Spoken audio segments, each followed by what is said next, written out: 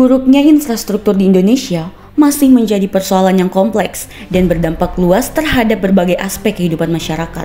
Di banyak daerah, terutama wilayah terpencil, kondisi jalan yang rusak, jembatan yang tidak layak, serta minimnya akses transportasi publik. Lebih dari itu, kualitas infrastruktur publik seperti sekolah, rumah sakit, dan fasilitas umum lainnya juga masih jauh dari memadai di banyak daerah. Sangat luar biasa, negeri kita ini seolah punya bakat alami dalam menjadikan proyek infrastruktur sebagai ladang subur untuk panen korupsi. Setiap jengkal jalan yang dibangun, setiap jembatan yang dibentangkan, dan setiap gedung publik yang didirikan seolah menyimpan jejak tangan lihai yang lebih piawai menyusun laporan fiktif daripada menyusun batu bata. Para oknum hanya duduk manis menikmati hasilnya, sementara rakyat hanya kebagian lubang jalan dan debu proyek saja. Sayangnya, para pelaku biasanya tetap tampil gagah di depan kamera, bicara soal transparansi dan integritas. Bahkan beberapa berhasil menerima penghargaan karena kontribusinya dalam pembangunan. Ya, memang benar, mereka memang membangun, yaitu membangun kekayaan pribadi dari puing-puing infrastruktur yang mestinya jadi milik bersama. Jika ada yang bertanya, kenapa negeri ini sulit maju? Mungkin jawabannya akan sangat sederhana. Karena jalan yang dibangun untuk kemajuan terlalu sering dibobol oleh kepentingan pribadi. Jadi bukan jalan tol yang diperpanjang, tapi daftar koruptor yang makin panjang.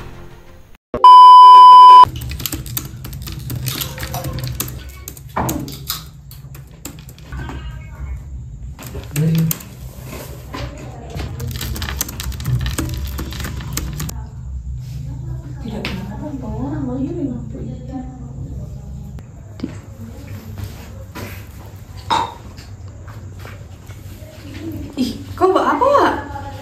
Coba lihat ini. Kasus korupsi yang ada di Indonesia. Pantas saja di Indonesia ini mau jadi negara maju tapi tidak maju-maju. Hanya saja jadi negara berkembang. Nah, ini adalah salah satu contoh korupsi di mana korupsi jalan dengan nilai kerugian negara tertinggi terjadi di Lampung Selatan pada tahun 2022 tahun lalu. Nah, Kepolisian Daerah Lampung menyelidiki kasus korupsi pengadaan jalan Sutami Ruas Tanjung Bintang Srip Hawono tahun anggaran 2018 sampai 2019. Nah, dari nilai kontrak yaitu 143 miliar, kerugian negara disebut melebihi 29 miliar. Nah, kasus ini sekaligus menunjuk kondisi kronik korupsi infrastruktur karena kerugian negara mencapai 20,3% dari nilai kontrak. Wih, parah sih Indonesia. Betul. Ih, bosan nih. Bapak bagus ini. Entah kita pergi rumahnya Diva. Ayo. Entah. Permisi, Diva. Sini. Ada berita bagus nih. Ada Apa orang? Sini cepat orang lagi bicara soal korupsi. Kemarin lalu juga saya lihat kasus korupsi. Itu yang patung kura-kura, korupsi 15 miliar.